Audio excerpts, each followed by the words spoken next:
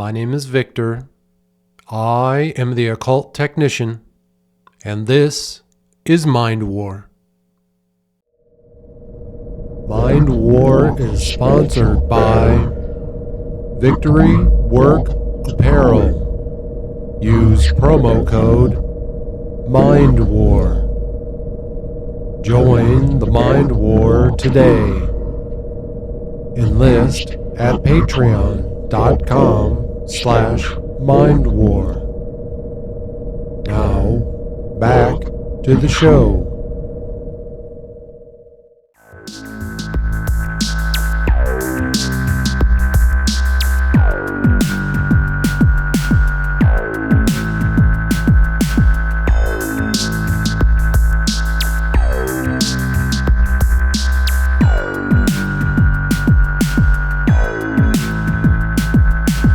Welcome back to Mind War, folks. I appreciate you being here. We have a lot to cover today, so let's get started. Folks, we're going to pick up where we left off in the book Magic, History, Theory, Practice by Dr. Ernst Schertl.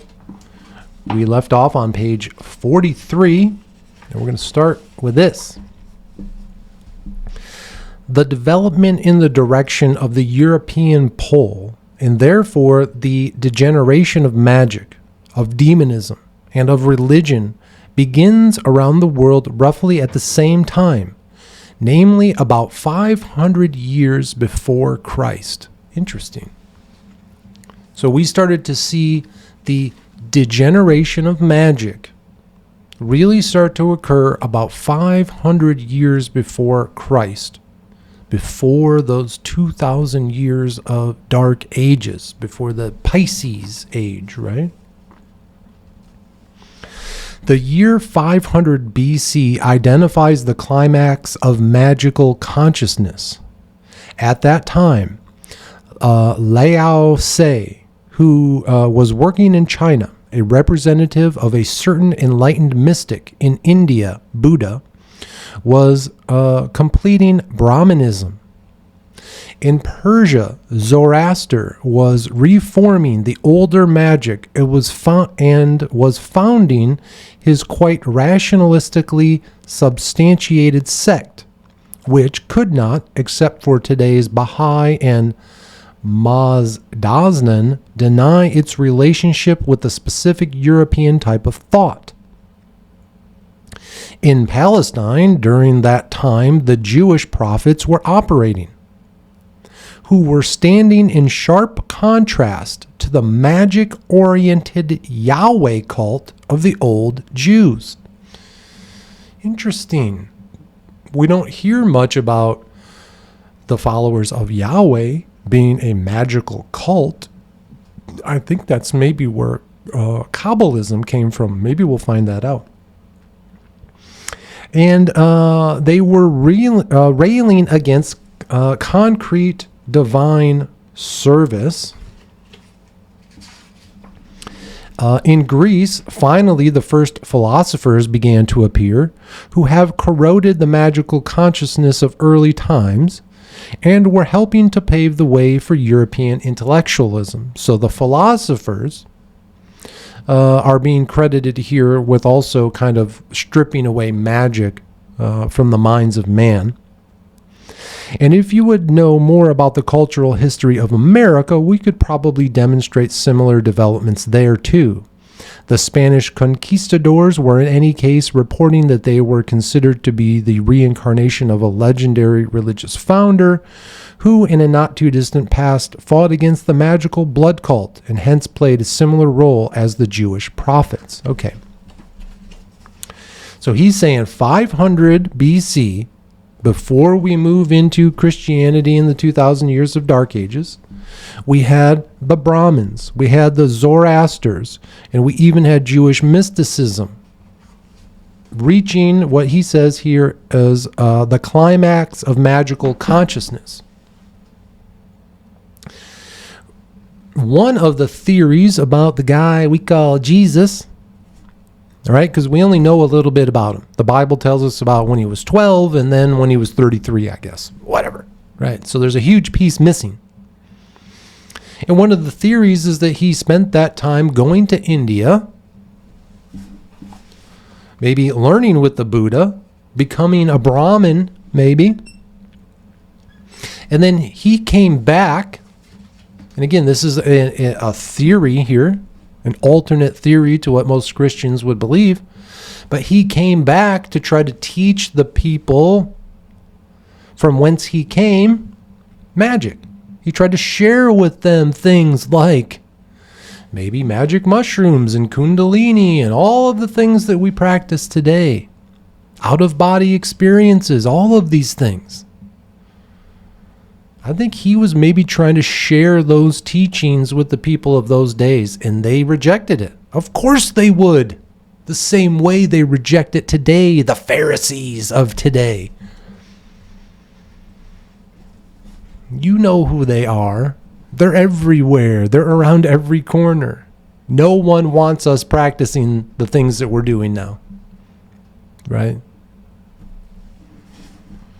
But it's amazing to think that at that time, all of this was kind of swirling, coming together in what the author says is climax. And now, he then says that the Greek philosophers maybe played a role again in bringing down magic a little bit. So, the Greek philosophers, philosophy in general, kind of leads to therapy.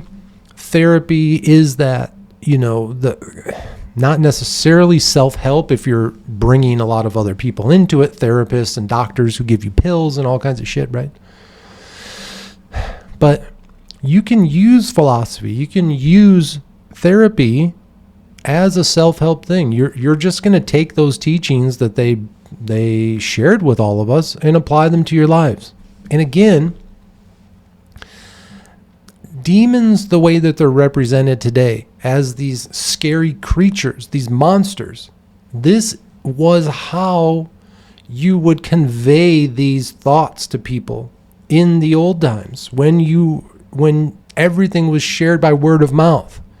It was easier to tell a story of a monster that would represent what it means to be gluttonous than it would to sit down with someone and try to tell them scientifically through philosophy, through therapy type language, right? That stuff just wasn't available. The beauty today, I don't want to, bag on philosophers and therapists and stuff like that. It's crucial that we have that information written in the form it is today. Very scientific, very dry. We can look at it chapter and verse and really kind of understand what these things are, right? That's important. But you want to use those alongside of your spiritualism, your imagination, your rituals, your ceremony, your practice of magic, right?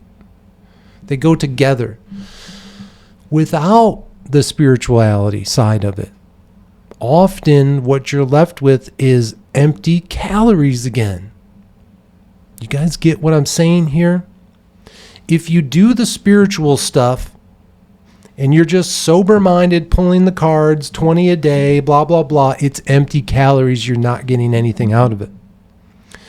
But if you focus the cards into your magical ceremony and you do it once or twice a month to where it becomes an event for you, you do the magic mushrooms, the THC, you listen to the tapes, you get into the state of somnambulance, you're doing the magic, the hypnotic music, you're doing the stare, you're putting in the effort.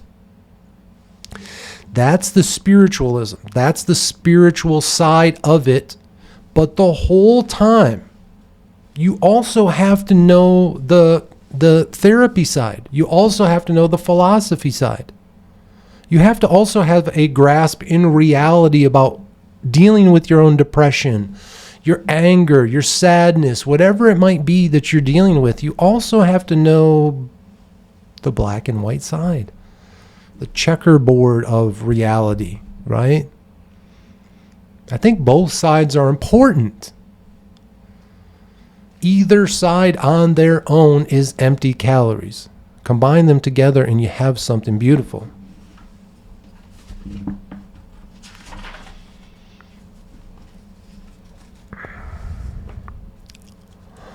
The fading of the feeling of the corporeal, the loss of meaning for the deeper content of the concrete, the pictorial, the shaped, in short, for the filled, united form, at first resulted in an abatement and abstraction of demonic perceptions. When mankind began to lose connection with reality, they also began to lose connection with what demonic means, with what angelic means. We haven't talked much about angels in this podcast, in my work, but they are the other side of the pendulum. And ultimately, someday we may have to talk about angels, because that's kind of what this work is for. Moving past our demons, our demonic tendencies, into our angelic selves. Boring, whatever, I get it, it's fake and gay, whatever, fine. But it's ultimately the goal, right? Bettering ourselves, putting the anger down, or at least making sure that it's directed in the right way, right? All this type of stuff. And at some point, you stop the battle, right? At some point, we come off the battlefield a little bit. And that's hard to do. When you've been at war for so long, it's hard to stop fighting. But someday we're going to get there. The demons were less and less conceived as fleshly, bodily, and concrete, but more and more as purely mental potencies. That is to say, finally diluted to purely conceptual or conception schemes. This clearly comes to light in the system of the Platonic doctrine of ideas. I don't think I've ever read that. On the other side, the tendency towards abstraction did manifest itself in the direction that concrete borders between the peoples, and therefore the religious borders, were perforated, and a soul demon was held up as a theoretical world principle. That is to say, the transition from concrete polytheism to abstract monotheism was implemented. That's right. Finally,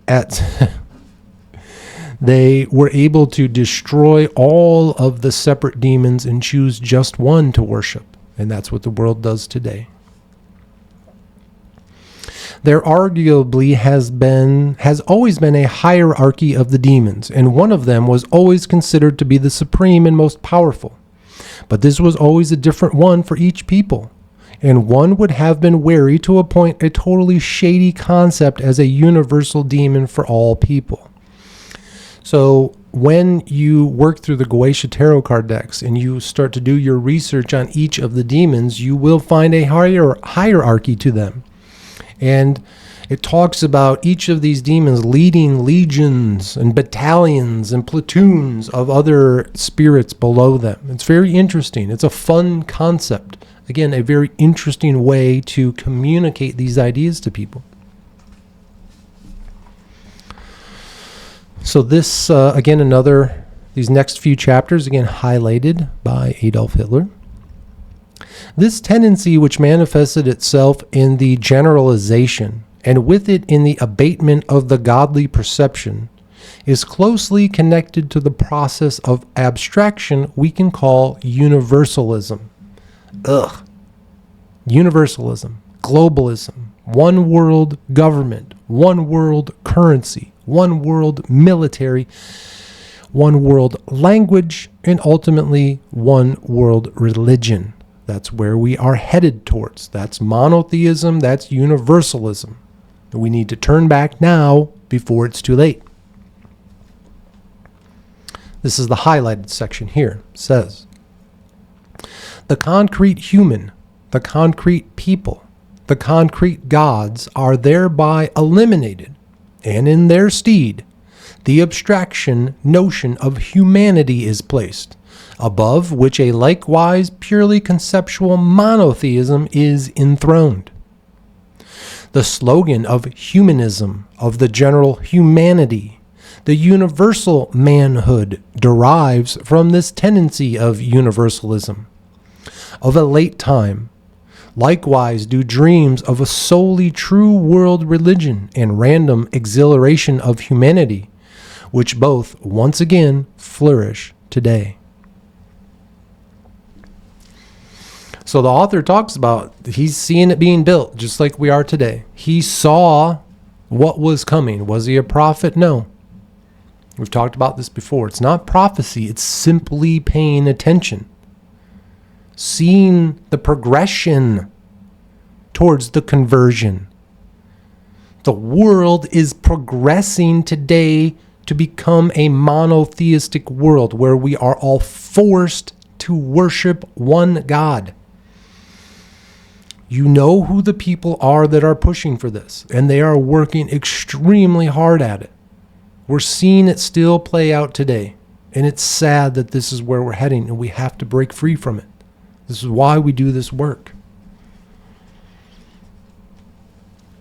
The immediate consequence of abstract monotheism was the establishment of an absolute morality, which was seen as equally applicable for all people. Again,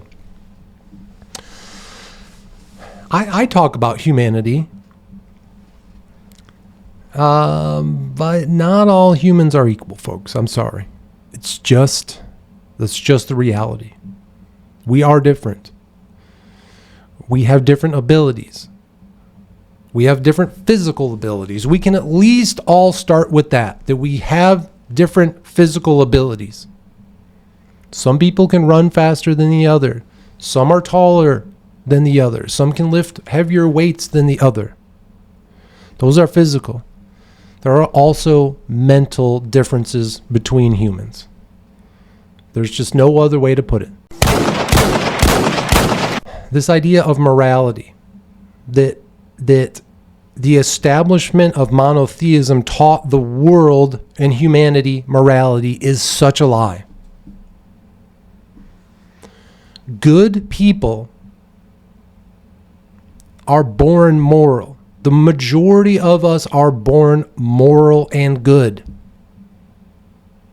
We are born with all of the goodness inside of us. All of the teachings that we need to be good and moral people are already in us from birth. This is the exact opposite that we are taught from the Judeo-Christian Islamic paradigm. They teach us that we are born dead. They teach us that we are born sinners. That's a lie. It's a dangerous lie that they use to control us. Well, no longer. Get rid of that thought of being born dead. You're not. Get rid of this thought that you were born a sinner. You are not. You were born moral and good.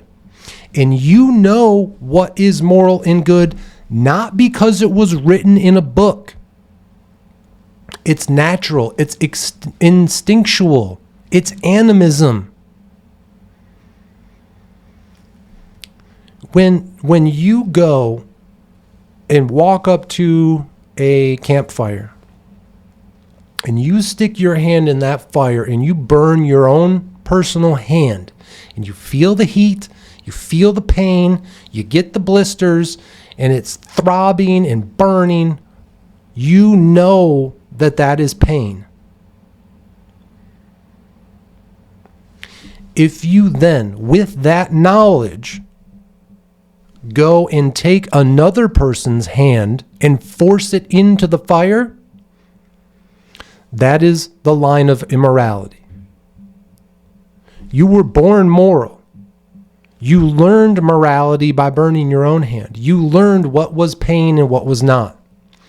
And if you force pain upon another person, you've broken that contract you had with morality from when you were born. It's that simple. It doesn't have to be written in a book, in a list of commandments, in a list of laws, right? We hear a lot about these Noahide laws. Again, folks, we're not going to talk too much in this series, maybe a little bit in the next series when we go over the 12 tribes, about what these monotheistic religions have waiting for us in the future. But that's not where you find morality. You don't find it in a book. It's already inside of us. You know what is good. You know what is just. You know what love is.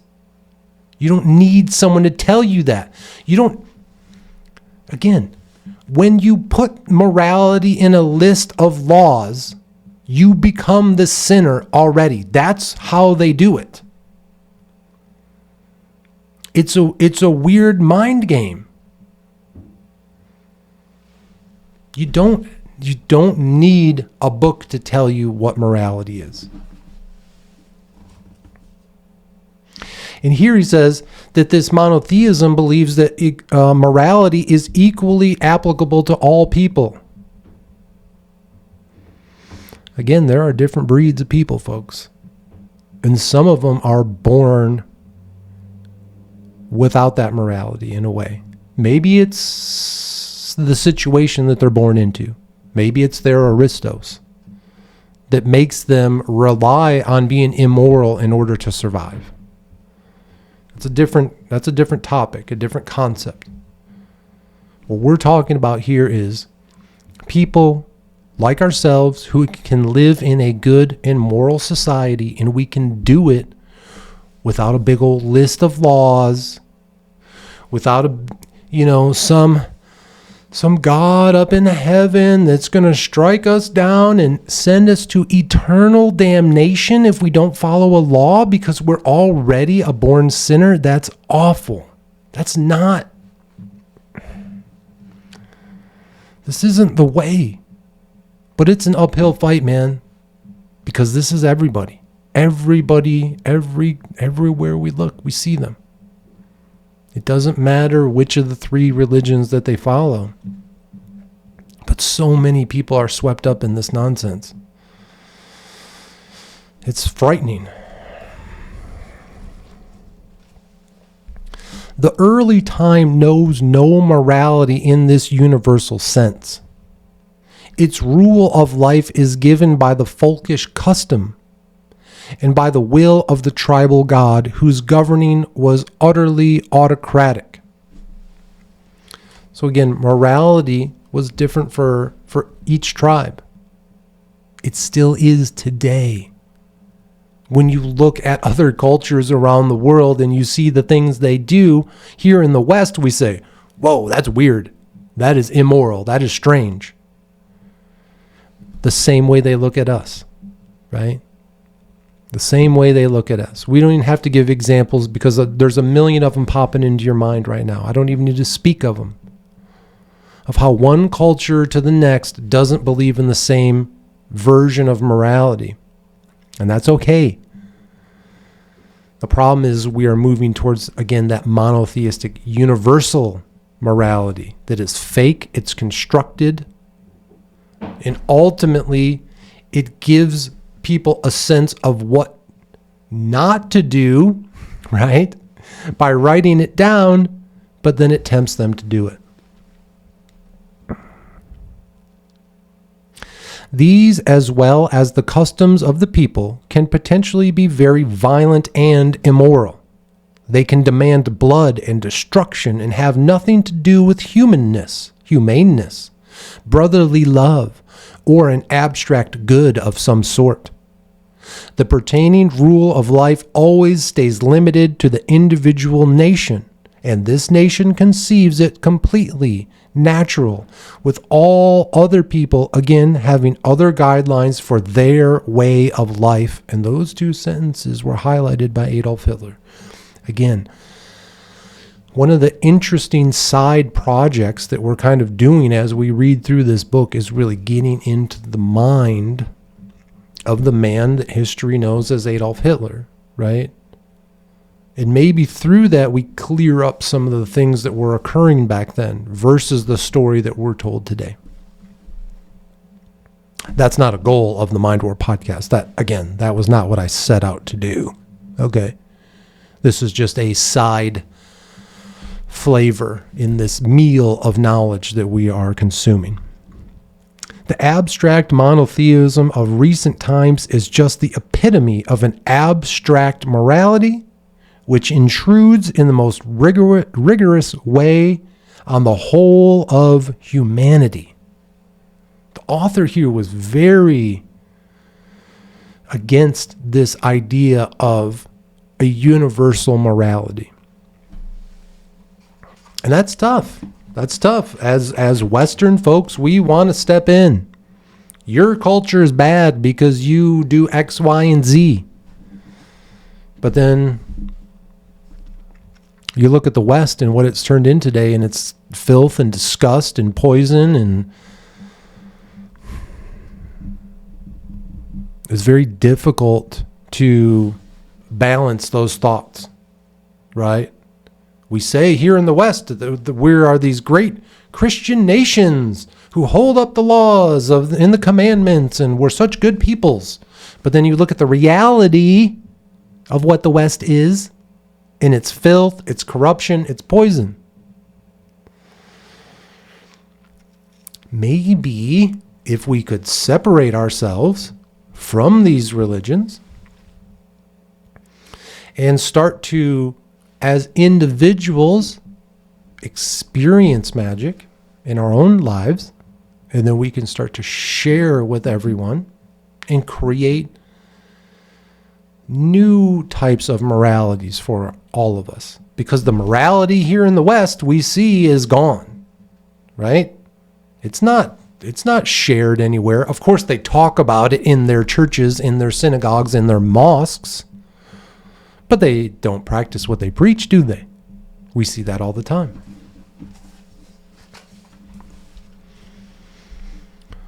The so-called good for which the late universal moral strives consists of an apotheosis of the abstract and rational, and therefore of an alienation from the concrete, from the body, from the picture, from the irrational compulsiveness. It is a moral of castration and abatement, just as abstract monotheism is appearing as an emasculated and waned demon. Again, your natural urges for reproduction are evil and demonic.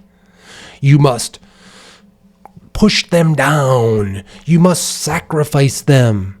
Instead of creating some type of morality in the West today where we could maybe celebrate some of these reproductive urges. Well, Victor, that's what we're trying to do on the left. We're trying to celebrate sexuality by being freaks and weirdos. That's not what we're talking about either. That center X, extreme centrism. Can we get back to that middle ground where these natural urges are just that natural, and we can celebrate them in a natural way? That's what the people of the old times did. That's what our ancient ancestors did. They didn't struggle with their sexuality. They knew what it was and what it was for, and they enjoyed it and celebrated it. These next two sentences I highlighted. Let's see what it says here. The fleshly strong, aristocratic ideal of life of earlier times is forsaken and forgotten in favor of a sentimental leveling down, which seeks the imprisonment and domestication of all mankind.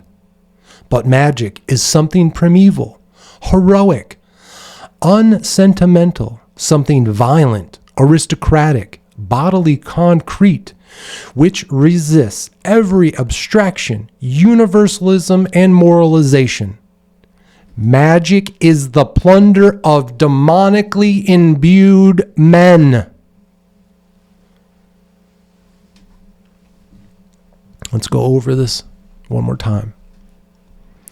The fleshly strong, aristocratic ideal of life of earlier times, okay, in earlier times, we were fleshly strong and aristocratic in our ideas. But that way of being was forsaken. Forsaken, meaning attacked, and they came against it. And after being attacked and after being beaten down, it eventually was forgotten. In favor, it was replaced by a sentimental leveling down. If that's not today, I don't know what the fuck is. Sentimental. Ooh, our sentiment. Disgusting. Leveling us down, pushing us down, lower and lower and lower until we are these ape-like creatures. That's all we got. They're pushing us down to nothing, to this false morality of nothing. And that sentimental leveling down has a purpose, and here is that purpose. It is the imprisonment and domestication of all mankind. Monotheism, universalism is pushed upon us for the purpose of imprisoning and domesticating all of mankind, taking away our wild oats. But there is a solution. And it's what we talk about here in the Mind War podcast. And is this magic. Magic is something primeval. Something ancient. It's heroic. Again, we talked about that, man. I'm not trying to call myself a hero for coming down here and making this little podcast, but boy, am I putting myself in the firing line doing this. It's unsentimental. None of your fucking stupid stories, none of your bullshit fairy tales that have been forced upon our world have any sentimental meaning to me. I don't care about the churches that you went to and what your grandma and grandpa used to do when they would go to church or whatever. None of that matters. Think about the sentimentality of Christmas. We have to have Santa Claus come because Jesus was born. And then, wait a minute, he died on this day. And because of that, we have Easter Bunny who lays a bunch of eggs. All of that is sentimental bullshit. It's nonsense, and we strip it away. We're done with it. Magic is unsentimental. You have to get rid of the wet blankets. It's something violent. Now, does that mean physical violence? No. It can. In the past, maybe it did. Today, we can't. Violence is not what we're going to do here. We're not hurting other people. That violence, again, is a representation. You are violently going to choke your old self to death. You are violently going to crush those old ways of thinking. You have to use violence against your own emotions in a way to overcome them. Picking up the sword, picking up the shield. We hear these things.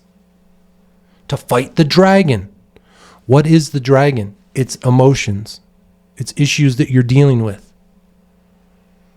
You have to be violent against these things. Aristocratic. Bodily concrete, something real. We can do it over and over again. We do it aristocratically by standing up straight, securing our tie, double checking everything on our altar, making sure everything's perfect, speaking and communicating about it clearly. It's bodily concrete because we can do them over and over and over again. You can take the mushrooms, you can listen to the tapes, and you can have the same experience over and over and over again. It's repeatable. And magic resists every abstraction, universalism, and moralization. Why do we have to fight against universal moralization? Because what is moral for one person might not be moral for the other. When you get way into it. Morality, again, we're all born moral and good. It's the simple things. Don't hurt other people, that kind of shit. Simple stuff. We know it. It's ingrained into us. But over time, you build these institutions, organizations, corporations on top of that morality, and now 5 times a day you have to get on your knees, face a certain direction, and bow down. Your women have to be fully covered in black clothes, right? Or you have to every Sunday go to a Gothic church and put money in the basket and listen to some weird guy in a white robe tell you all kinds of fairy tales. That's what we're talking about. Over time, those rules, those laws, they say, oh, well, it's just the 7 Noahide laws. It's just the 10 commandments. It's just this, that, and the other. No, it's not. Because look at it. Look what those institutions have become. Just monsters of themselves, right?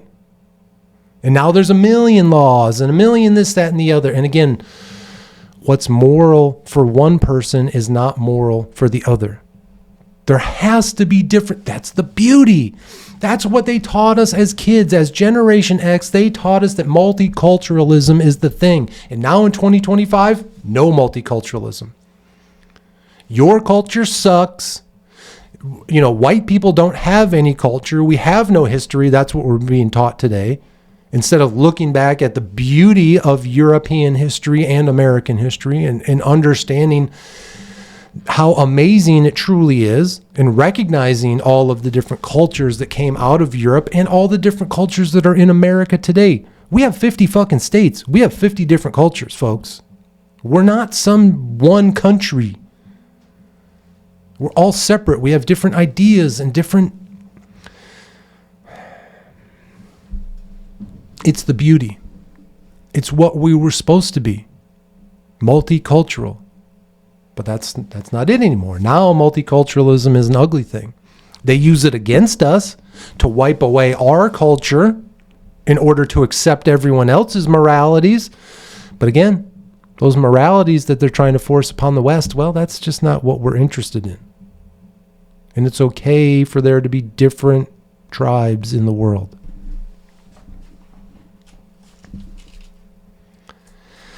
Magic is the plunder. Magic is the treasure. Magic is the meat and potatoes. Magic is the reality of demonically imbued men. Men like you and I, who are able to commune with our own demons. Harness them. Harness their power. Harness the power of our anger, our sadness, our depression.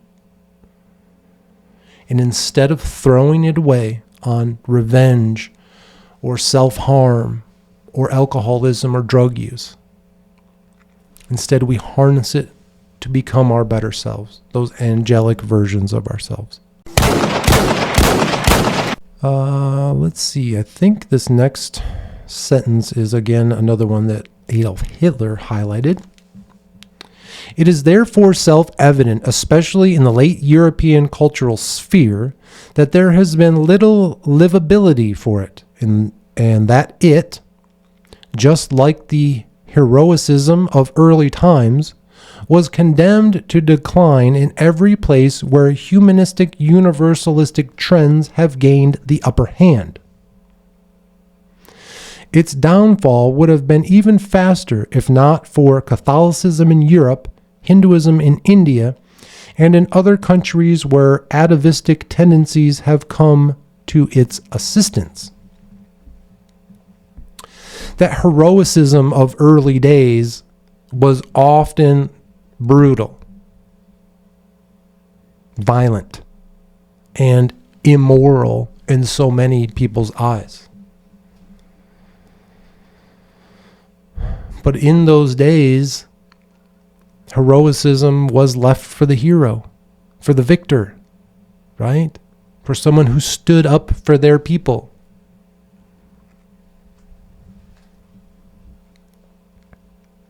European Catholicism, which is mainly derived from Egypt. Okay, hold on. Dr. Ernst Schertl from the 1800s, again, says this: European Catholicism, for all you Catholics out there, is mainly derived from Egypt. You all might want to look into that, right? You might want to figure out what that actually means. I'm not a Catholic, so I don't give a shit. But for those of you who call yourselves Catholic, you might want to figure out and do a little bit more research on what the author is talking about here. It still fosters the old traditions of the magical significance of the body, the picture, in short, the concrete designed in general. All of those idols that the Catholics worship, right? Where they put their Savior on the cross over and over and over again. Every Sunday you put him back up on that cross to die for your sins. And then you eat his flesh and you drink his blood. Oh, I'm sure that's exactly what, if there was a real Jesus who went to India and learned magic and came back to teach his people, I'm sure that's exactly what he would want y'all doing. It goes on here to say the Catholic cult was built on magical ceremonies. In its center, the sacrifice was still featured like in old times. Its world was still replete with demons, and even the supreme God still appeared in the guise of bread and wine. Here, there was still air for magic of all kinds, and it was not coincidental that with the resignation of Catholicism, magic also dried out in Europe. Okay. Again, we don't support Catholicism here. But when we look at their ceremonies and their rituals, we see them practicing magic. That's what they're doing, folks. Your priests out there, your Catholic priests, are performing magic. They're doing it right in front of you. It's hiding right in plain sight. The Catholics did indeed fight pagan demonic beliefs, that is to say, pagan religion and magic, but they didn't label them as untrue, but instead as satanic. Interesting. Catholicism in no way denied the existence of the demons, just as it failed to deny the existence of Satan himself. Again, where have most of us learned about demons and angels? It's from Catholicism. That's where I think we still know most of this from, right? Pagan magic was considered to be the work of demons.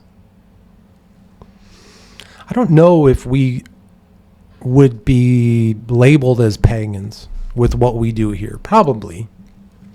I'm guessing. I don't want to put any of these labels on my work. I even kind of flinch and draw back from saying that I'm a demonologist or practice demonolatry, because the practice of demonolatry itself probably has a hierarchy of leaders and different ways of going about it and different steps. I'm sure there's probably some type of organization that calls itself, demonology, whatever. I don't know.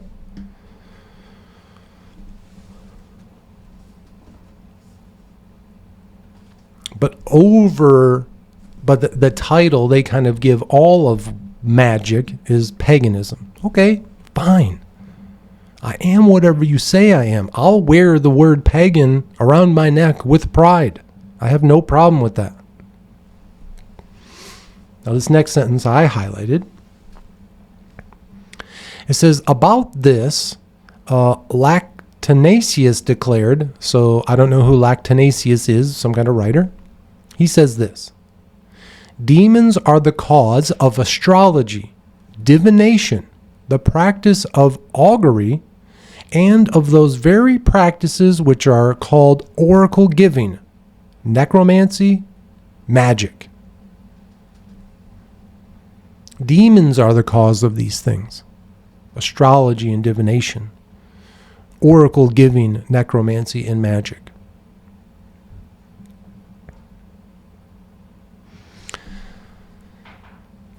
Without the demonic, again, the demon is our natural tendencies, our human characteristics. Things like anger, things like sadness, things like depression, all of these type of things. These are demonic. They're represented by monsters we call demons. And it says here that these are the causes of so many of these great practices: astrology, divination, necromancy, magic, right? Because it's man harnessing those energies and placing them into something other than destruction. Again, things like revenge, cutting yourself, drinking, drugs, whatever it might be that's destroying you. Instead, we take that and we harness it and we look at the stars. We look into the magic, into the black mirror, right? With this, the reality of demons was fully admitted. And with the differentiation between black and white magic, which arose in the early Middle Ages, did pagan magic also obtain a position in Catholic dogma. So at least the Catholics recognized that magic was real and being practiced, and that it was something, right?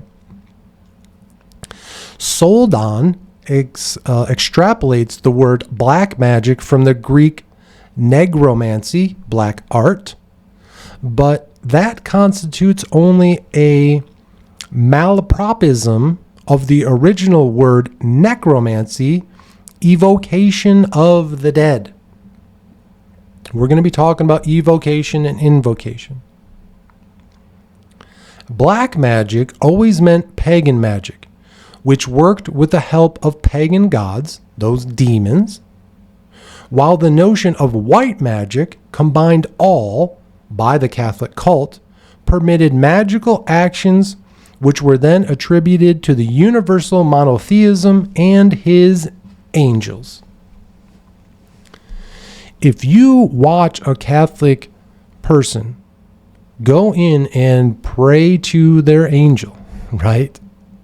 That's a magic ritual. That's a magical ceremony. There's no other way of, lighting the candles, the humming, staring into the fire, all that kind of stuff, saying the mantras over and over again, all that. They are doing it from a place of, please come and save me. Please, angels. Please, God. Please, the Savior, come and save me.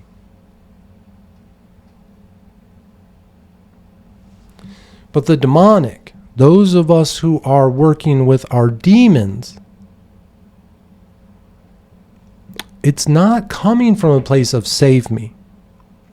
It's coming from a place of change me. Focus me. Focus these feelings that I have right now into something better. That's what we're doing here.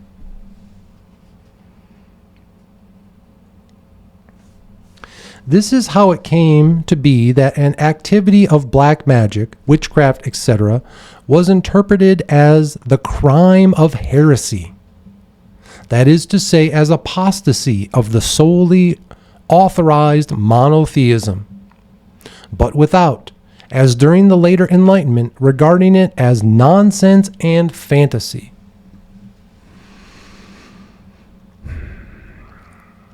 Not only do they look at us as criminals for what we are doing, they attack us for what we're doing, but then in order to gaslight us, they tell us that what we're doing is nonsense and fantasy. You can't have it both ways. You can't say that your worst enemy in the world, paganism, is this evil thing that must be destroyed. But don't worry, it's just fake. Which is it, man? Is it fake or is it real? Because I'm telling you, what I'm feeling here, what I'm experiencing in my life is very real. And you're going to have those real experiences as well. The concepts of black and white magic are completely relative and are only derived from Catholic dogma. So, again, here in the Mind War, as we go through this series on magic, we are learning black magic, right? What the author's talking about here. But in our series on the Gateway Experience tapes, we learned white magic. We scientifically learned the healing type of magic, right? But now, again, we are learning that other side. Through spirituality, through rituals, we are learning black magic. Again, we are learning that it's harder to pin it down. And again, black magic isn't evil. It isn't just used to destroy. It still can be used for healing. That's what I've been doing. I look at the black magic more as the white magic, as you went through the Gateway tapes, again, very instructional, one step after the other, where you can see the results. In the black magic, it's more what is out there for me. It's about discovery. It's about learning new powers and pushing yourself to new limits and seeing what comes out of it. In this last sentence I highlighted here, and it says, perhaps oftentimes hard to decide if there was a demon or an angel behind a certain magical phenomenon, since both are ultimately the same. That's right. The pendulum, as it swings from one side to the other. You have the demonic on one side and the angelic on the other. But the pendulum that swings between them is only one thing. Right? Just like we talked with temperature. You have hot and cold. But those are both still the same thing called temperature. Right? The angelic and the demonic are two sides of the same coin. And you use them together. And out of that, you become something new. You progress in your own life. And that's what we're doing here. And when we return, we're going to continue on my magical journey. And I'm going to continue to share how this work has changed my life. And it's exciting to do, and I hope you're enjoying it. And we'll be back in just a moment. All right, welcome back, folks. We're going to pick up where we left off on my magical journey over on Instagram at The Occult Technician. You're going to scroll all the way down until we find a post. Again, this one was dated June 20th, 2022, and it's just an obsidian skull with demonic horns, right? So this was a new art piece that I purchased from, there's a link there. It's at wicked.rocks.admin. And they were nice folks. They sell crystals out of their house. I believe that's where I got this one. I think I found them on TikTok. They were doing a live stream showing all the different crystals that they had. I thought this one was very cool, so I picked it up from them. So I just wanted to share that. That was just a cool picture that I wanted to post. The next one was the next post we're going to visit is June 29th, 2022. And this is where, as far as my posts were concerned, I really started to add some artistic side of it, right? I know it's not much, but I started playing with lighting. So we saw a blue light on the right-hand side and the red light or the orange light coming from the candle. We saw all sorts of accoutrement on my altar table there, right? I was using the rainbow flag or rainbow triangle that I had created. And we have a lot of stuff here. We have all of the different attributes, right? We have the water, we have fire, we have the clay dish and the obsidian. These things represent earth, right? We have the vape pens and the marijuana. All this represents wind. And in the fourth image on this post, right? This was the very first time that I showed myself in an image on social media, right? Like this, right? And so if you look at that fourth picture and you zoom into the tablet, you can see my reflection. And this for me took a lot, right? At this point, I was not interested in showing myself to the world. I was hiding away, right? Because I was in that low place. And I finally, through this work and on this night, I said, I'm going to start coming out of the shadows a little bit. And so I simply just showed my reflection there. And it says, nature is crying out for balance. Citizens of the New World ask for peace. On this new moon, we welcome Osei. So that idea of crying out for balance, I was very emotional at that time. Again, the being alone for the first time in my life, this was about a year into it, and it was taking its toll in a way, right? I hadn't at this point really started to rebuild myself. I was still in that kind of tearing down phase, burning myself up until there was nothing left, until there was no other option but to regrow, right? So that was a fun post. Again, where my art started to, show its abilities there. The next post was, again, kind of from the same night. If you scroll through, you start to see some of the behind the scenes. So just there in my living room where I'm actually practicing the magic in those early days, right? And that's always fun to look at. And then the last post there was the Gateway Experience. I was really trying to start to share with people, hey, I'm doing the Gateway Experience tapes while I'm doing this magic, right? So then we're going to go to the next post from July 6th, 2022. And this is a fun one. It starts with the phrase here, look past the gory and reveal the story, okay?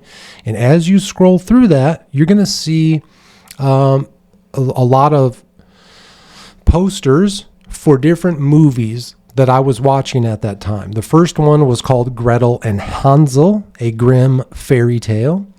Then we saw a movie called The Witch, then Hereditary, and then Midsummer, and ultimately Toombad. Okay. All of these movies, when you look past the gory, they were telling a beautiful story of demonic communion. And that's where I started to really differentiate what it really meant to practice demonology, right?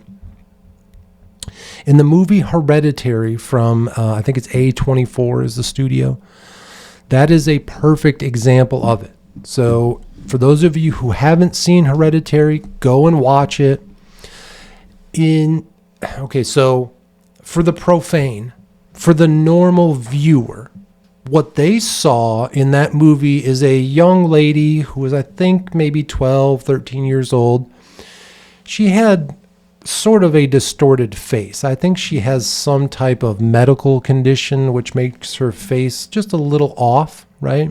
So she was kind of like almost a circus freak in this movie. She didn't play one, she just played a little girl, but it was like this way to kind of like show kind of a freakish thing in this movie, right? And in the movie, there's a very violent scene where she's decapitated, okay? There's a very violent scene where her father is lit on fire and burned to death. There's a very violent scene where her mother is held up in the air and like her throat gets slashed and all kinds of blood's pouring everywhere. Very violent, gory movie. But we have to look past the gory to reveal the story. In that movie, one of the main characters is already dead. And that's the grandmother, the matriarch of the family. And it's her death that kind of starts this story, right? And so what we see is the mother in the story, she's going through the grandmother's things. And she finds these books, right? And these photo books and stuff. And they have these weird symbols on it. And the symbol is the sigil of Paimon, the demon. Not exactly, right? The creators of this movie added one extra swirl. So we couldn't say specifically that it was Paimon, but those in the know, we know it. Because again, it's occultic. They hit it right in front of our face. The real story in that movie is that the grandmother was a witch who had a coven of people who were her friends, right? They weren't family members. They were the friends. And this coven came together in order to try to bring Paimon into the world with his riches, right? And what we saw was that the grandmother, prior to her death, set up a series of basically executions for her family members that were going to take place, that were going to lead up to her grandson being possessed by Paimon and coming to the earth. And that's what exactly happened in that movie. Each of the family members died off one at a time in these very gory, over-the-top deaths. Now, if you think about this movie in reality and think about it, oh, this may be like if this story happened in real life, the same thing could have happened. The deaths wouldn't have been gory. The deaths wouldn't have been over-the-top, spiritual, starting on fire, a woman flying up in the air. That stuff wouldn't have been real. But maybe all the family members still died. And the only person that was left, so the mother, the father, and the daughter died, but the son was left. And he was like in his 20s in the movie. And at the end of the movie, there's this very weird scene where the son goes up into this tree fort. And when he goes up there, the grandmother's friends, her coven, are all there naked, and they're waiting for him. And when he comes in, they do kind of a ceremony, and he is possessed by Paimon. And now he is brought into reality. So, what does this really mean? The grandmother, before her death, set up insurance policies on all of her family members.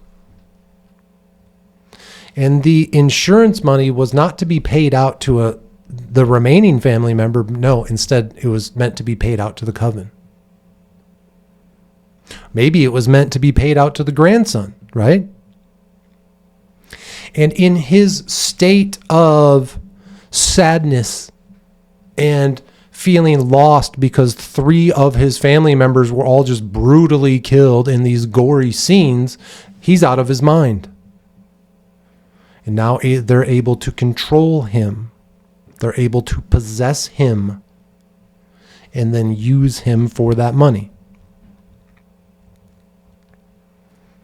This can be done for real, because when you watch the movie, who is it that starts telling the mother that there are supernatural events occurring in her life, that she can communicate with her dead daughter, right? Who is it that comes out of nowhere at the grocery store to meet the mom and bring her, or I think it was a self-help thing for people who've recently lost family members, right?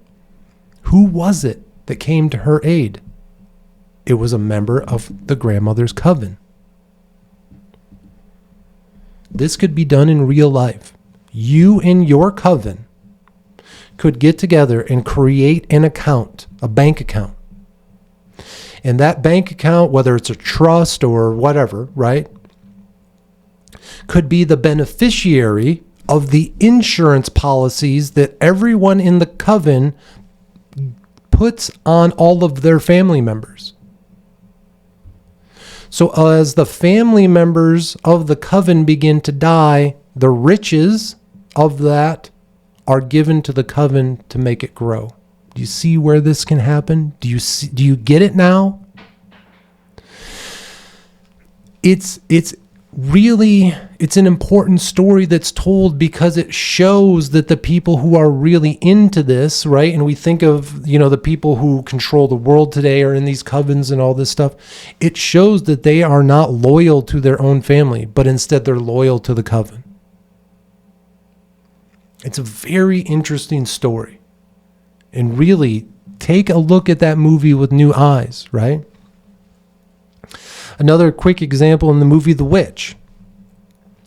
So this is from olden days, kind of, I think kind of during the Dark Ages maybe. You have these kind of pilgrim type people. They move out of town. They move out into the woods kind of by themselves. There's a teenage daughter in this opening scene. And she's out in the field and she has a little baby with her little sister, right? And she's playing peekaboo with the baby. And all of a sudden, she opens her eyes and the baby's gone. And what happened in that scene is a scary old witch. Scary, scary old lady. The typical witch. The old scary witch, right? She came out of the forest, snatched up the baby while the girl had her eyes covered. The next scene is gruesome. It shows that old lady taking the baby and putting her in a kind of cauldron and smashing it with a stone stirrer, right? And smashing this baby into just mush. And then taking all of those baby parts and smearing it all over her old flesh. And then the very next scene, she's now this beautiful young woman. Don't we hear about that kind of stuff all the time with beauty in the world today? Didn't we talk about this not too long ago with Ellen DeGeneres and Sandra Bullock, when Sandra Bullock was literally talking about how she takes a cream, a facial cream, that's made out of the foreskins of young boys from the Philippines or something. I guess that's where they source the foreskins after circumcision. They grind it up, they put it into this lotion, and then she takes a device that's a stick and it has a little wheel covered in thousands of tiny micro needles. She dips it into this. She was talking about this on Ellen, okay? Not making it up. You can find it on the internet. She then takes this foreskin cream on these tiny little needles and then shoves it all into her face, causing tiny little micro punctures where this foreskin material is then forced into these little tiny punctures, these injection sites all over her face. What the fuck, dude? If that's not fucking scary ass witchcraft, I don't know what is. But I think what they were trying to show us in this movie is the gruesome reality of what people will go through to be beautiful, right? In that one specific scene right there, I think that's what they were showing us. Gruesome, gory. Look past the gory, find the story. Same thing with this last movie, Tumbad, Tumbad. I believe it's an Indian movie that was dubbed to English, and it was about an adventurer, right? Kind of an Indiana Jones type guy who would go on all these adventures and come back with gold every time, right? And the people were asking, well, how do you find this gold? Where do you know where it is? And it wasn't till later on in the movie they showed the truth of what he was doing. He would go into this cave-like area, set up a tiny altar, ingest drugs, and in his state of somnambulance, he would envision himself in this room with a demon that he had trapped inside the demon's sigil. And on the back of the demon was this tiny little pouch filled with gold coins. And the man would make these little human figurines made out of bread. And he would take them down with him and throw them to the demon. And while the demon was scurrying to eat these little human figurines, he would steal coins out of the back of his bag. This was a representation of him going in, getting into a state of somnambulance and asking, where are the treasures? Working with the demons, show me where the treasures are. And when he would take the gold coins out of the satchel, that again was a representation of what he would then do in real life, which was go find the gold on these adventures. But he started his adventures with the practice of demonology, asking the demons, asking the spirits, where is the gold? Look past the gory, get to the story. Our final post that we're going to look at today is just one of my favorite posts. We started this a few days ago. We looked at a post that said, basically, I was told to be on the lookout for something.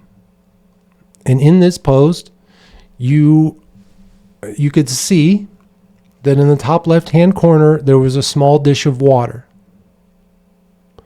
And in that dish of water was a reflection of tree branches from my front yard. And when I looked at that, I said, that is a really cool shape. It's a really cool design. That's my sigil. That's what I've been looking for. And I took that tiny reflection that I found in that glass of water and created the piece of art that you see behind me. This is my sigil that is on this piece of wooden art behind me. And in this post from July 13th, 2022, it's titled Manifestation with Purpose. I went through all of that work, listening to the tapes, being told to look out for something, doing the ceremonies over and over and over again until I see the sigil in the glass of water. Just that image, just that reflection that to me represented the abyss, the other side. I turned that tiny little reflection into this beautiful piece of art you see behind me. And that's what the post from July 13th, 2022 is about. As we scroll through, you can see I circled the dish of water. You can see the sigil as it is a reflection, right? The next one you can see as I'm starting to work through it. Basically, I built a tabletop. I took, several different boards. I joined them together. I put support boards behind them.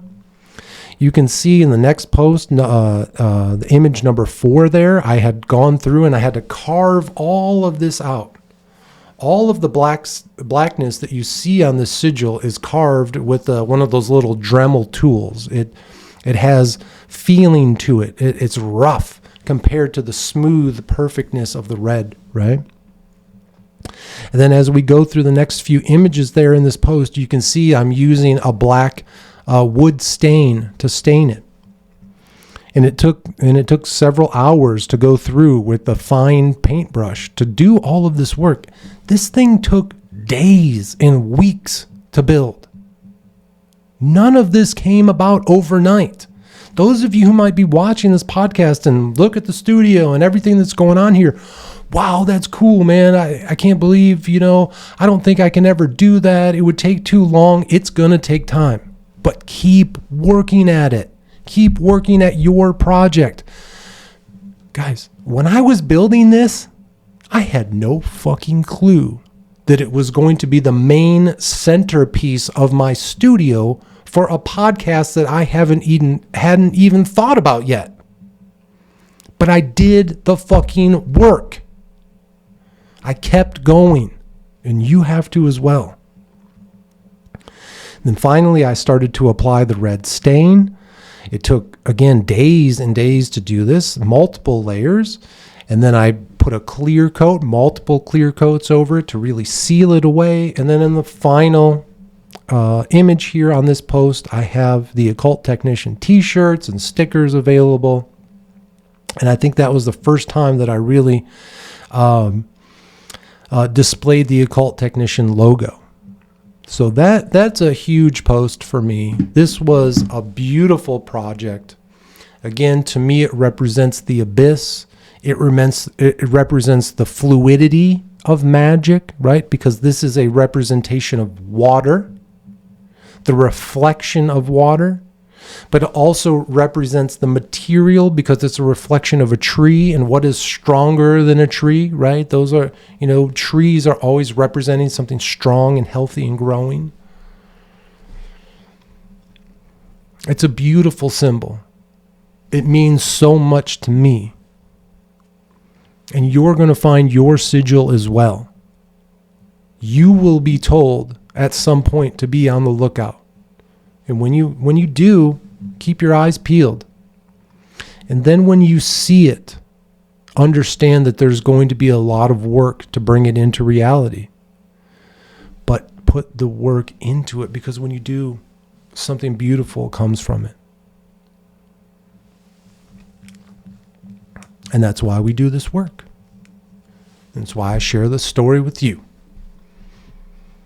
I appreciate you being here, and as always, remember, folks, harden your hearts and open your minds, because this is Mind War.